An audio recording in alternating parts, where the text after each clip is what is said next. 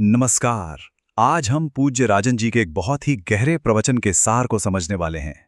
मतलब ये जानने की कोशिश करेंगे कि हमारे विचार, हमारे बोले हुए शब्द और हमारे काम कैसे हमारी असलियत, हमारी दुनिया को बनाते हैं।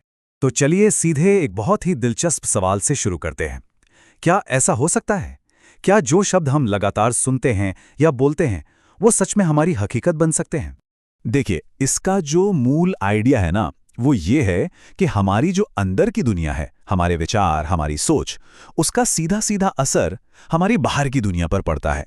मतलब जैसी हमारी सोच होगी वैसा ही हमारा बर्ताव होगा, और जैसा हमारा बर्ताव होगा वैसे ही हमारे जीवन के हालात बनते चले जाएंगे। और ये सिर्फ पॉजिटिव सोचो वाली बात नहीं है, नहीं, ये उससे कहीं ज्यादा गहरा है। ये है बार बार दोहराने की ताकत, उसका हमारे दिमाग पर जो असर होता है उसकी बात है। और इसको समझने के लिए एक बहुत ही कमाल की कहानी है। तो आइए अब उसी कहानी की तरफ चलते हैं। ये एक क्लासिक कहानी है जो हमें दिखाती है कि कैसे किसी की बनाई हुई धारणा असलियत पर भारी पड़ सकती है। अब इस कहानी में एक प्लान बनता है, और इस प्लान की सबसे दिलचस्प बात क्या है जानते हैं? इसकी सादगी। यहाँ कोई जोर जबरदस्ती नहीं है, कोई हथियार नहीं है। सारा का सारा खेल दिमागी है, शब्दों का है। और बस यहाँ शक का पहला बीज बो दिया जाता है। हालांकि वो भोला आदमी इसे आसानी से किसी की गलती समझकर नजरअंदाज कर देता है। उसे लगता है अरे किसी ने मजाक किया होगा। लेकिन फिर खेल शुरू होता है दोहराव का। अब एक ऐसा पैटर्न बनना शुरू होता है जो सीधा सीधा उस आदमी के अपने भरोसे, अपनी आंखों देखी बात को चुनौती देने लगता है।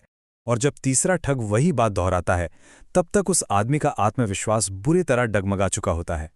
वो इतना कंफ्यूज हो जाता है कि अब उसे खुद रुककर अपनी ही बकरी को जांचना पड़ता है कि ये आखिर है क्या। और बस ये था वो आखिरी दिन का। चौथे आदमी की ये बात उसके बचे खुचे यकीन को भी तोड़कर रख देती है। ये एक तरह से टिपिंग पॉइंट था। तो नतीजा क्या हुआ? जब चार अलग अलग लोगों ने एक ही झूठ को सच बनाकर पेश किया, तो उस बेचारे को भी अपनी बकरी में गधे का बच्चा दिखाई देने लगा।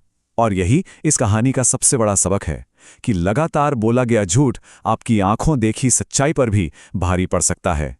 और वो आदमी अपनी कीमती बकरी को एक बेकार गधा समझकर वहीं छोड़ देता है। अब यही जो सिद्धांत है ना, सच्चाई और नीयत का, ये सिर्फ हमारे शब्दों तक ही सीमित नहीं है। ये हमारे कर्मों, हमारे कामों में भी छलकता है, खासकर जब बात आती है दान देने की। प्रवचन में दो तरह के दान के बीच एक बहुत बड़ा फर्क बताया गया है।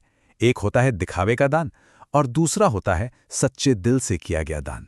सारा खेल नियत का है, इरादे का है। तो असली बात यह है कि सच्चा दान हमेशा विनम्रता से पहला होता है। जब दान देने वाला ये सोचता है कि मैं कौन होता हूं देने वाला, देने वाला तो कोई और है जो दिन रात दे रहा है, लोग तो बस मुझ पर भ्रम कर रहे हैं, इसी सोच के साथ वो अपनी नजरें झुका लेता है, अभिमान में नहीं।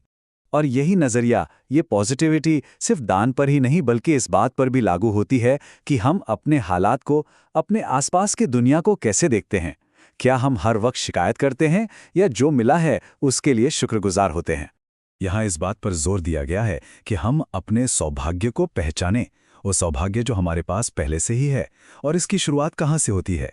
उस धरती से जहाँ हमारा जन्म हुआ है। भारत जैसी भूमि में जन्म लेना अपने आप में एक बहुत बड़ा सौभाग्य है। लेकिन अगर हमारे शब्दों और कर्मों में इतनी ताकत है, तो क्या इसकी कोई जवाबदेही भी है? क्या कोई सिस्टम है जो इसका हिसाब रखता है? और यहीं से हम एक बहुत ही पावरफुल कॉन्सेप्ट पर आते हैं जो इन सारी बातों को एक साथ जोड़ देता है। देखिए, कर्म के सिद्धांत को समझाने के लिए यहाँ एक बहुत ही दिलचस्प और मॉडर्न मेटाफर, एक रूपक का इस्तेमाल किया गया है।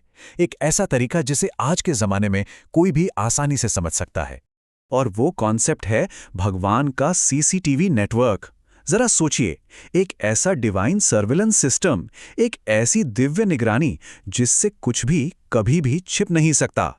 और इस नेटवर्क की खासियत क्या है? ये 2400 घंटे सातों दिन काम करता है। इसका नेटवर्क कभी फेल नहीं होता, इसकी रिकॉर्डिंग कभी बंद नहीं होती। यहाँ कोई रिश्वत, कोई चालाकी, कोई बहाना काम नहीं करता। ये हर अच्छे और बुरे काम का एकदम सटीक हिसाब रखता है। ये डराने के लिए नहीं है, बल्कि ये बताने के लिए है कि न्याय होकर रहेगा। हर एक्शन रिकॉर्ड हो रहा है और उसके नतीजे से बचना नामुमकिन है। तो सबसे जरूरी बात यह है कि कुछ भी नजर से ओझल नहीं है। जैसा कहा गया है, लाख आंख से देख रहा है तुझे देखने वाला। मतलब हमारे जीवन का जो बही खाता है ना, वो हर पल अपडेट हो रहा है। तो ये पूरी चर्चा हमें एक बहुत ही गहरे सवाल के साथ छोड़ जाती है। ये जानने के बाद कि सब कुछ रिकॉर्ड हो रहा है, हर शब्द, हर कर्म, तो हमारी उजली करनी क्या होगी? मतलब हम अपने खाते में कौन से अच्छे कर्म दर्ज करवाना चाहेंगे? ये एक ऐसा सवाल है जिस पे हम सबको सोचना चाहिए।